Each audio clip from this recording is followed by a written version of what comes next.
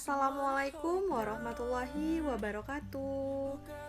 Halo teman-teman, perkenalkan nama saya Nabila Kurnia dari program studi pendidikan bahasa Inggris dengan NPM 2011040331 pada mata kuliah literatur.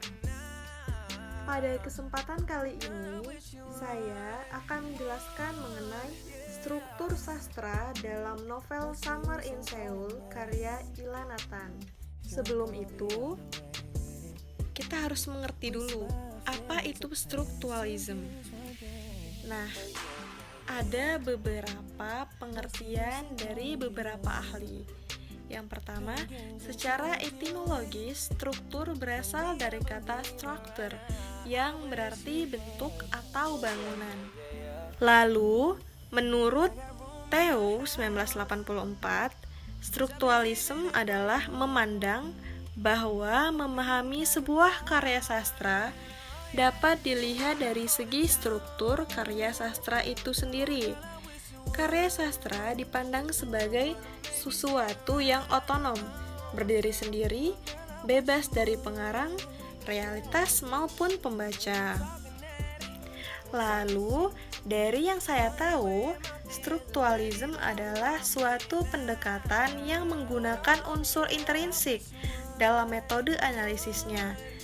Nah, yang termasuk dalam unsur intrinsik adalah tema, alur, penokohan, latar, dan juga gaya bahasa.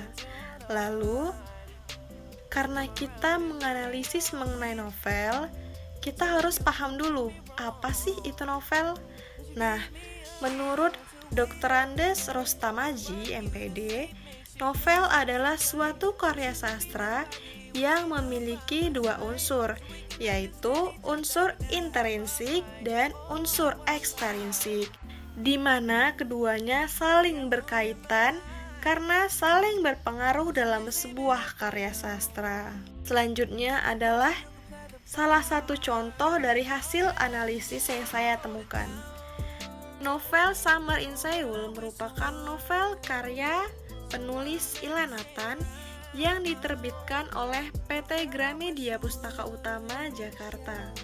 Cetakan pertama novel ini terbit pada November 2006 dengan berjumlah 280 halaman. Nah, pada novel ini, tema yang diangkat adalah mengenai roman dan fiksi remaja metropol.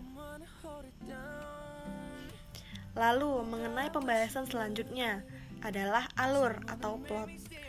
Nah, pada novel Summer in Seoul karya Ila Nathan menggunakan konsep alur maju dan mundur, yang mana ini juga sering disebut dengan istilah alur campuran. Baik, begini penjelasannya.